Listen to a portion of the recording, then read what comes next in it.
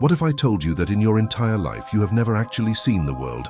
That might sound like a riddle or perhaps a metaphor, but it is actually a cold, biological fact. At this exact moment, you feel like you are looking at a screen, watching a video, hearing a voice, but you aren't. Your brain is locked inside a dark, silent vault of bone called the skull. It has no windows. It has no direct access to light. It has never touched the wind or seen the sun. All it receives are electrical crackles, frantic signals sent down optic nerves and auditory canals. And here is the terrifying part. Neuroscience tells us there is a time delay. By the time your brain processes these signals and constructs the 3D hologram you call reality, the actual event has already passed. You are living perpetually in the past. You are not seeing what is happening. You are seeing a reconstruction of what your brain thinks is happening, based entirely on what it expects to see. This gap, this fraction of a second where the brain paints the picture for you, is where the ancient mystery schools say the trap lies. The Gnostics called it the overlay. Modern psychologists call it the echo chamber effect. But they aren't talking about social media algorithms or political bubbles. They are talking about a far more insidious mechanism, a loop wired into your consciousness that forces you to hallucinate the same obstacles, the same heartbreaks, and the same limitations over and over again, projecting them onto the screen of the world and convincing you they are real. You might have felt this, that uncanny sensation of being stuck in a loop. You change jobs, but the new boss eventually treats you exactly like the old one. You move to a new city to find love, but you end up in the exact same relationship dynamic with a person who just has a different face. You try to break a financial ceiling, but an unexpected expense always drags you back to the exact same number in your bank account. We often look at these patterns and blame bad luck. We blame the economy. We blame the stars. But the ancient sages, from the Vedic seers of India to the hermetic masters of Egypt, proposed a different, more unsettling explanation. They suggested that the world isn't happening to you, it's happening from you. There is a specific architecture to this illusion, a blueprint hidden within your own mind that dictates what you are allowed to see and what remains invisible. It acts like a filter, a gatekeeper that deletes any possibility that doesn't match your internal story. But what if you could find the projector? What if you could locate the exact mechanism that is generating the echo? First, we need to understand how this projector actually works and why your brain is terrified of turning it off. Then, we are going to walk through the 5 specific seals, the signs that reveal your internal echo chamber is active. And finally, we will face the question that dissolves the boundary between the observer and the observed, potentially rewriting the script of your life in real time. Because if the world is just a mirror, you don't need to change the reflection. You need to change the face staring into it. So if you're ready to see what's been hiding in your blind spot all along, take a deep breath. Let's hunt. To understand why we get stuck in these loops, we have to dismantle the way we think reality works. Most of us operate on what we could call the camera model of perception. We believe our eyes are like camera lenses, objectively capturing the data of the world, and our brain is the hard drive storing the footage. If we see a rude person, it's because the person is rude. If we see a lack of opportunity, it's because there are no opportunities. The camera doesn't lie, right? But this model is fundamentally wrong. Imagine you are sitting in a massive movie theater. You are alone in the dark, watching a film on a gigantic screen. The movie is tragic.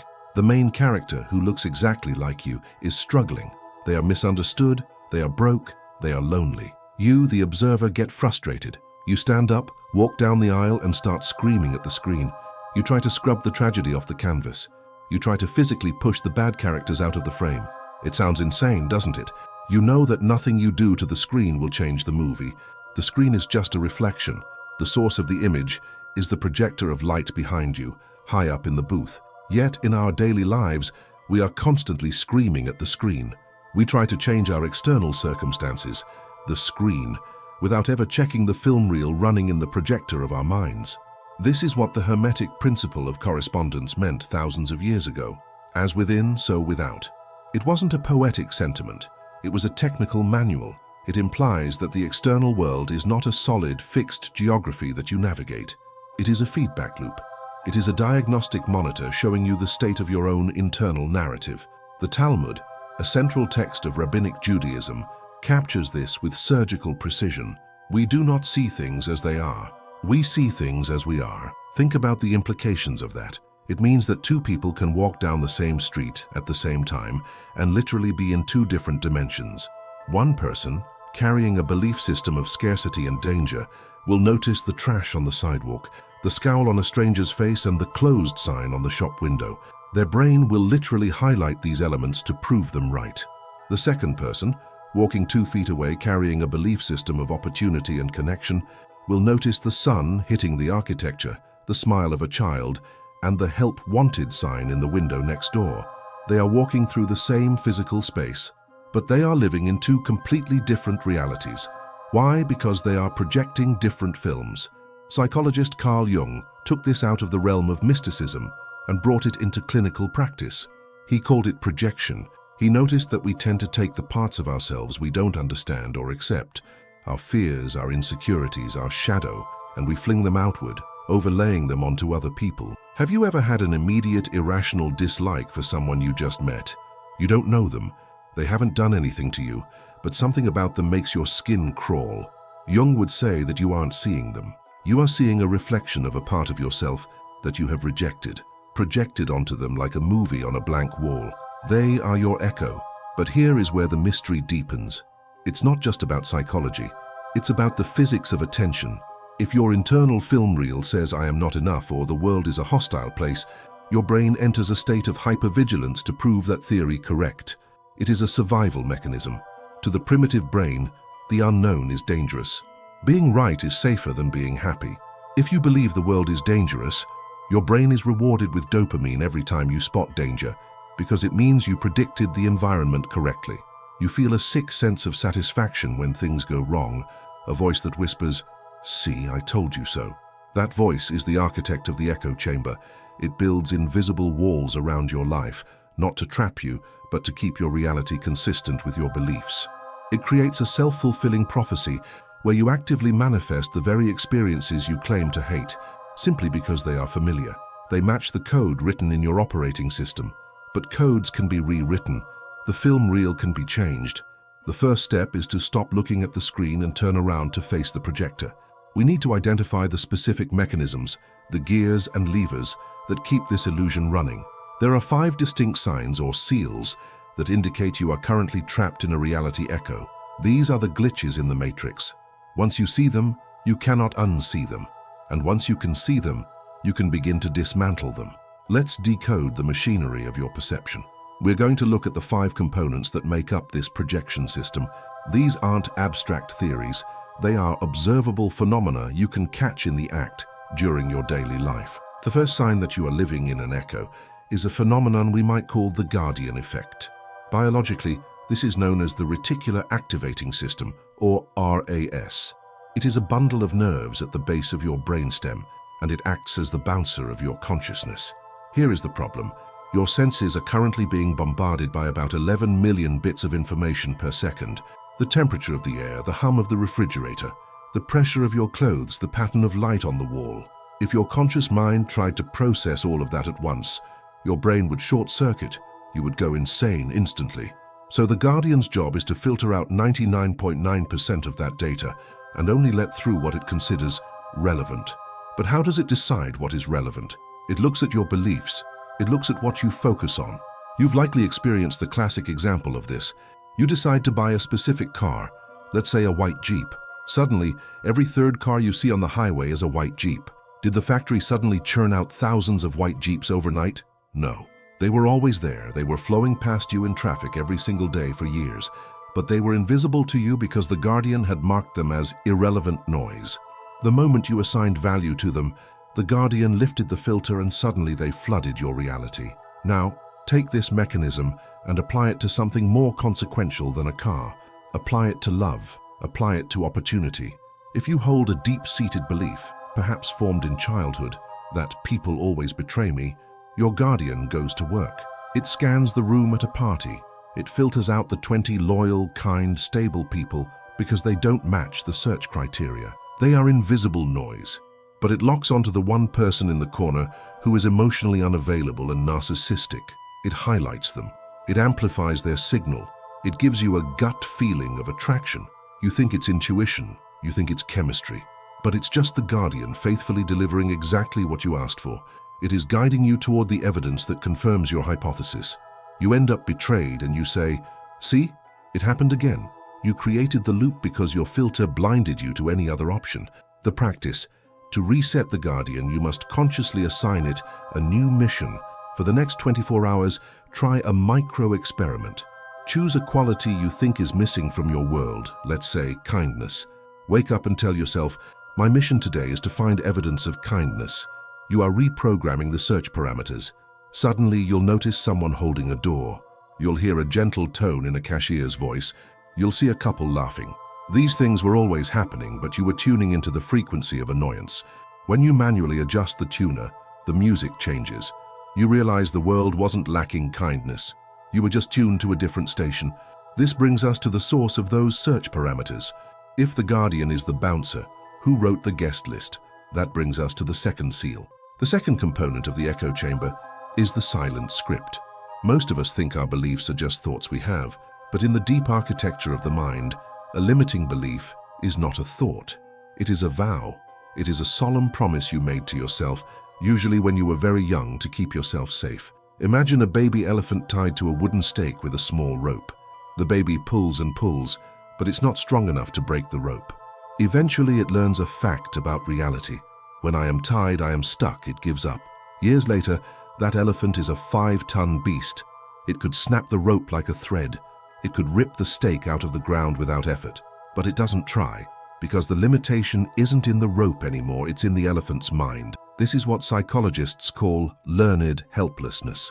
But let's look at it through the lens of the narrative. When you were a child, you might have been scolded for being too loud. In that moment of shame, to survive the disapproval of your caregivers, you wrote a line of code in your script. "It is not safe to be seen. I must stay small to be loved." That wasn't just a thought. It was a survival strategy. It worked when you were 5, but now you are 30 or 40 or 50. You are trying to start a business, or speak up in a meeting, or express your needs in a relationship. But every time you try to expand, a wave of inexplicable anxiety hits you. You sabotage yourself, you procrastinate, you lose your voice. Why? Because the silent script is running in the background. Your subconscious mind views your success as a threat to your survival. It thinks it is protecting you. It's the old software trying to run on a new computer. This creates a powerful echo. You project invisibility out into the world. You enter a room and hunch your shoulders. You speak quietly. You don't make eye contact. And then when people talk over you or ignore your ideas, the echo returns. You think, "Nobody respects me." But the world is simply obeying the command you silently issued the moment you walked in. The decoding. How do you find these invisible scripts? You listen to your own language. The scripts hide in the absolutes. Pay attention to phrases that start with "I always," "I never," "people are," or "it's hard to." "I always date the wrong men." "Money is hard to make." "I'm just not a creative person." These aren't observations of reality, they are commands. They are spells you are casting on yourself. Every time you say them, you are tightening the rope around the elephant's leg. The mystical tradition of the logos, the creative power of the word, suggests that speech is generative. You aren't describing the situation, you are maintaining it. The practice: catch the script in action. The next time you hear yourself saying an absolute statement about your limitations, stop. Do not judge it. Just label it. Say, "That is an interesting story I keep telling myself." By calling it a story, you detach from it. You create a tiny wedge of space between you and the belief. You stop being the character in the movie and start becoming the writer in the room. And once you realize you are the writer, you can begin to wonder, what happens if I change the line? But as we start to rewrite the script, we encounter a formidable adversary, a mechanism that takes our internal conflict and paints it onto the faces of everyone we meet. This is the third, and perhaps most difficult, seal to break. Now that we understand how we filter reality, the Guardian, and how we script it, the silent vows, we must face the most uncomfortable truth of the echo chamber. This is the mechanism that explains why certain people trigger you, infuriate you, or drain you without reason. We call this the dark mirror. In the early 20th century, Carl Jung proposed a radical idea. He suggested that the human ego is like an island floating on a vast ocean. To maintain the stability of that island, we have to dump all the garbage, the traits we deem unacceptable, into the water. If you were raised to believe that anger is bad, you repress your anger. You push it underwater. If you were taught that being selfish is a sin, you repress your healthy self-interest.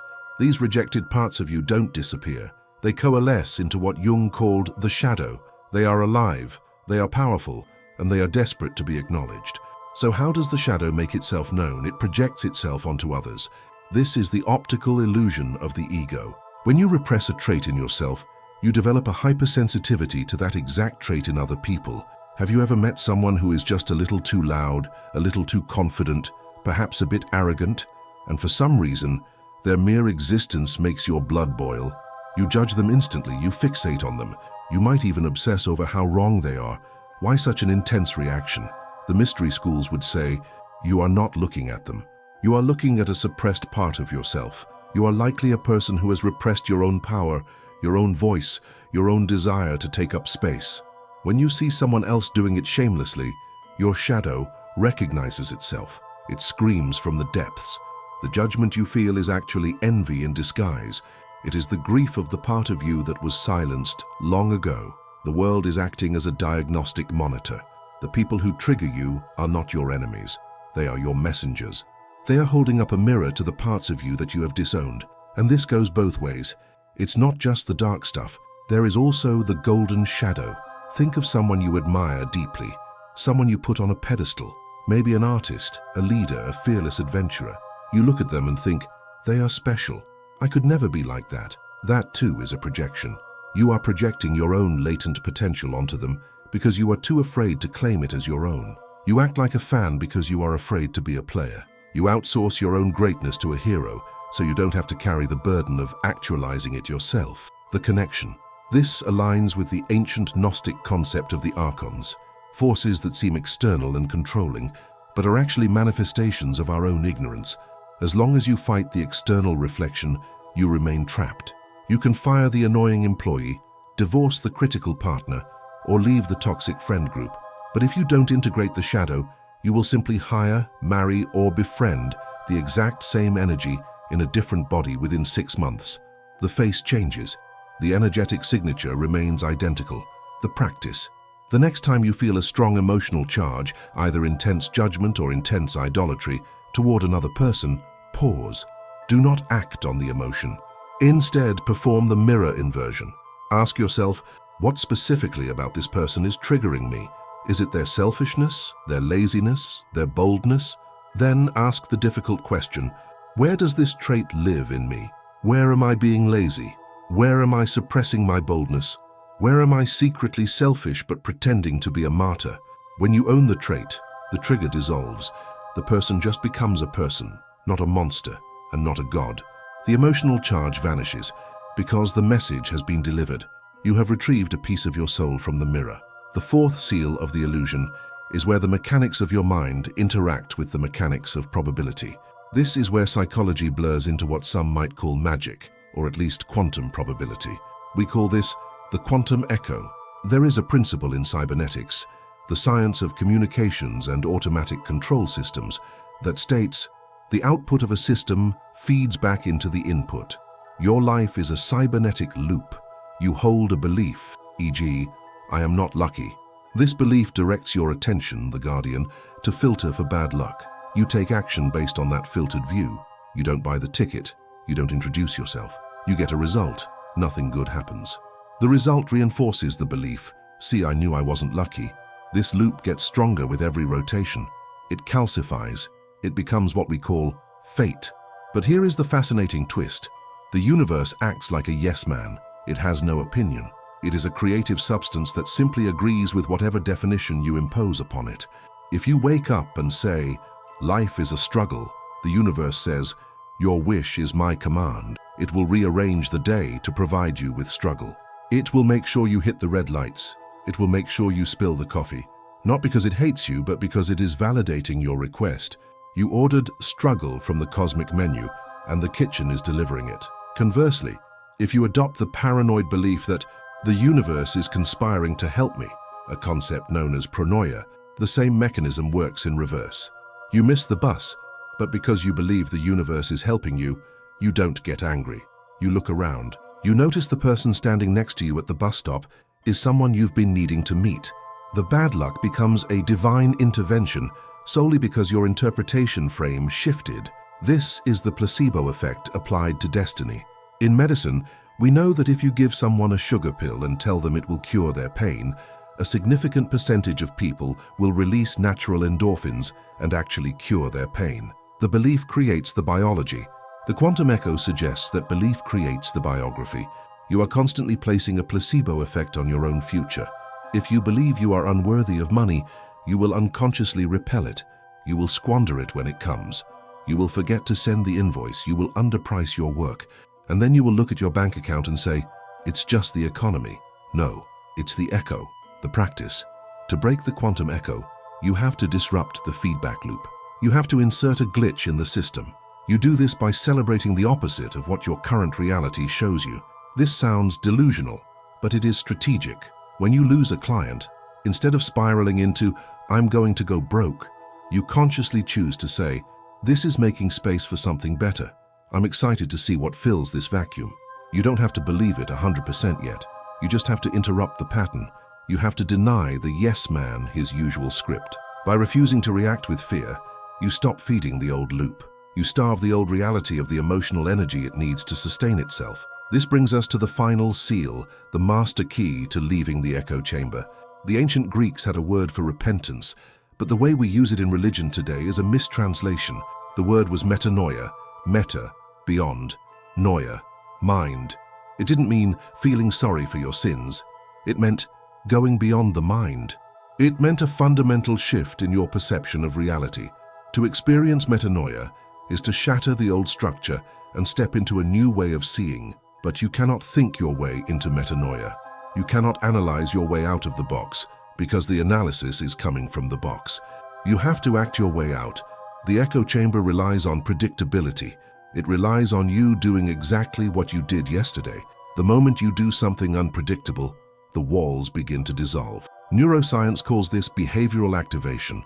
If you are depressed, your brain tells you to stay in bed. If you stay in bed, you feel more depressed. The loop tightens. The only way out is to do the opposite action. You have to drag your body out of bed before you feel like it. You have to act against the feeling. In the mystic's journey, this is the leap of faith. If your silent script says, I am shy, the pattern break is to sign up for an improv class. It will feel terrifying. Your body will scream no. Your guardian will flood you with anxiety. Why? Because you are killing the old identity. You are violating the laws of your internal physics. But if you do it anyway, if you stand in that room and speak, the echo chamber cracks. The brain receives new data. Wait, we spoke. We didn't die. People laughed. Maybe the I am shy script is a lie. That single moment of contradictory evidence is more powerful than 10 years of affirmations. So we have the map. We know the guardian filters our view. We know the script dictates our limits. We know the shadow projects our demons onto others. We know the echo reinforces our bias. And we know that action is the only way to break the spell. But all of this leads to a terrifying, beautiful conclusion. If all of these things, your enemies, your obstacles, your luck, your identity, are just projections, reflections on a screen, then who are you? If you can change the script, you aren't the script. If you can observe the shadow, you aren't the shadow. If you can reprogram the mind, you aren't the mind. This brings us to the edge of the cliff, the point where self-help dissolves and spiritual awakening begins. Here is where we have to put down the tools of psychology and pick up the lantern of the mystic. We have spent this entire time talking about how you create your reality. It sounds empowering. It sounds like you are the architect building a house. But the mystics of the non-dual traditions, from Advaita Vedanta to Sufism to Zen, would laugh at this. They would say we are still missing the point. We are still assuming there are two things: you, the subject, inside your head, and the world, the object, outside. But the reality echo reveals a deeper, more mind-bending truth. There is no glass. The reason your internal state reflects perfectly in your external world isn't because you are influencing the world. It's because the internal and the external are the same substance. They are two ends of the same pole. Think of a whirlpool in a river.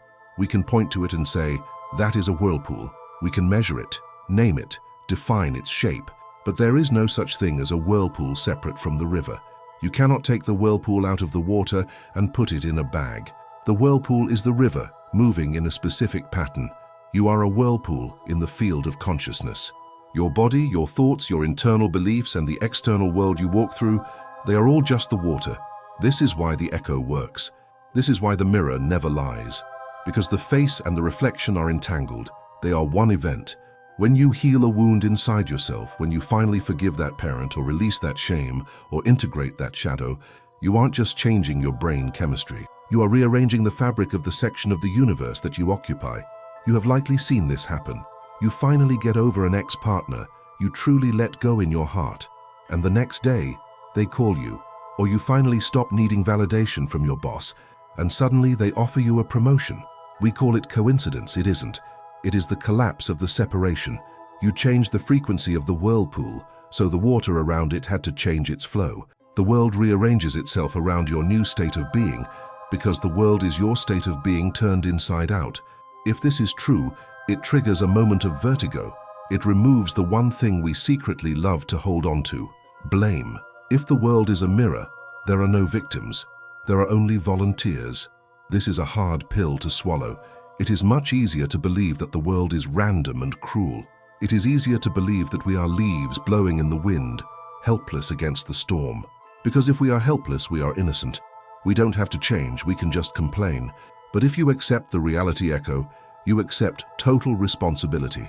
You have to look at your life, the messy parts, the painful parts, the recurring disasters, and admit, I am doing this. I am the projector.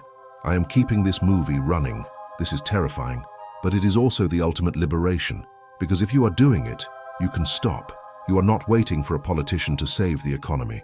You are not waiting for a soulmate to save your heart. You are not waiting for a lucky break to change your fortune. You realize that every morning, when you open your eyes, you are stepping into a simulation that responds to your command. The command isn't what you say you want. The command is who you are. The world is asking you a question every single second. Who are you now? And if you don't like the answer, the world is giving you back. Change the input. Change the frequency. Change the man or woman in the mirror. But there is one final mystery we must touch upon before we part ways. A question that lingers like smoke after the fire has been put out.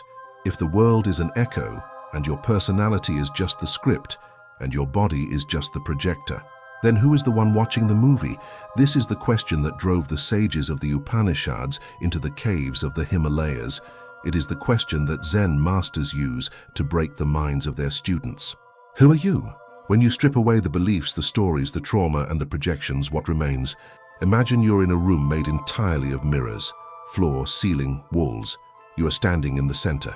Everywhere you look, you see reflections. You see infinite versions of yourself stretching out into eternity. You can get lost in those reflections. You can fall in love with them. You can hate them. You can judge them. You can spend your entire life polishing the mirrors, trying to make the reflection look better. But the mystic is the one who stops looking at the glass.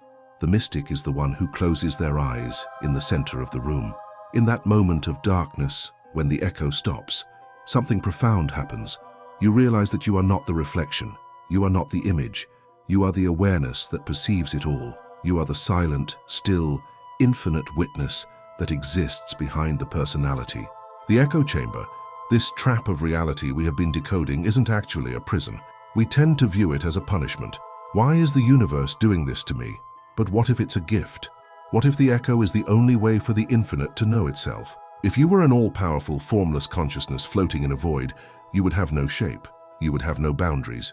You would have no way to experience self, because there would be no other to compare it to. You would be everything, and therefore you would be nothing. So perhaps you built the mirrors. Perhaps you, in your highest aspect, constructed this reality, this brain, this nervous system, this specific life with its specific struggles, so that you could see your own face, the challenges you face, the recurring loops, the demons in your life. They are the friction required for you to feel your own existence. The echo isn't trying to trap you. It is trying to wake you up. Every time you hit a wall, the universe is saying, look here, there is a limitation in your belief system. I am showing it to you so you can release it and expand. Every time a relationship fails, the universe is saying, look here, there is a wound in your heart.